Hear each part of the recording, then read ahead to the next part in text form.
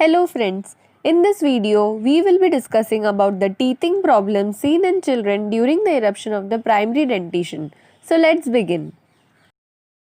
We will be discussing about the concept of teething under three major headings. Firstly, we'll see what is teething. Next, we'll discuss about the clinical features seen during teething. And finally, we'll learn about the management of the teething problems. Teething refers to the period when the primary dentition, that is milk teeth of a child, erupt. The first primary teeth to erupt are the mandibular central incisors at about 6 months of age. The period of teething is an important milestone in the child's development. But teething is also associated with local and general distress for the child. The common clinical features seen during teething are called the signs of teething, and they can be local or systemic signs, and sometimes certain complications can develop during teething. These are called the associated problems, and associated problems during teething can also be classified as local and systemic problems. Let's first talk about the local signs of teething. These are the signs which would be seen intraorally or on the baby's face. There are usually two common local signs during teething. The first local sign is seen intraorally, and it is the hyperemia or swelling of the mucosa overlying the erupting teeth. The second local sign can be the appearance of patches of erythema, that is redness, on the cheeks of the teething babies. Next, coming to the systemic signs. The 6 common systemic signs during teething are as follows. The first one is that the child will show greater irritability and crying. Most of the time he will be sleepless and restless. There can be the loss of appetite also. The child will feel greater amount of thirst. The baby will also show frequent drooling from the mouth due to the greater amount of salivation.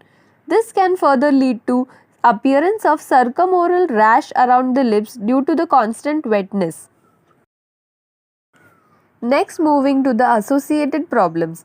The associated problems will not be compulsorily seen in all teething babies, but these are just the complications which may sometimes arise in some babies.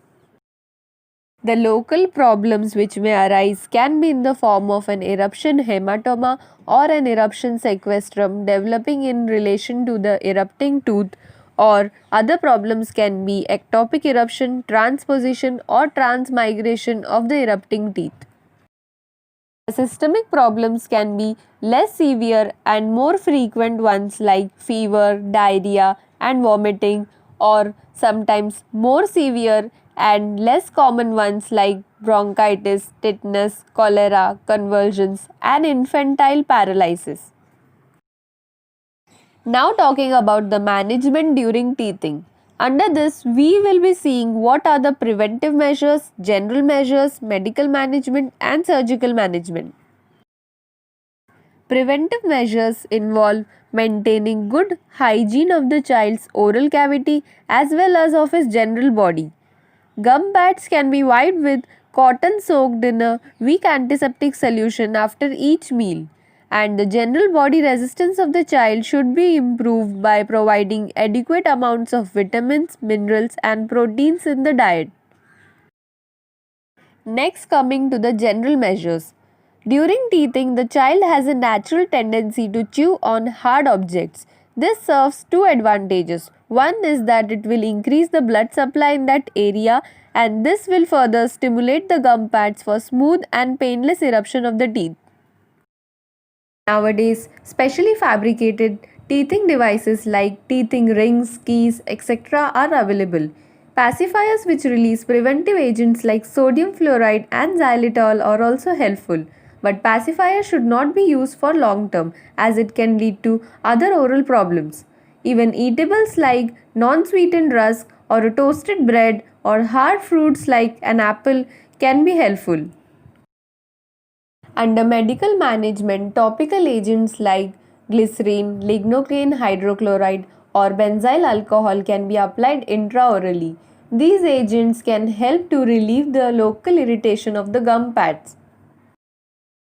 Surgical treatment may be required in case of an eruption cyst or an hematoma which has developed in relation to an erupting tooth.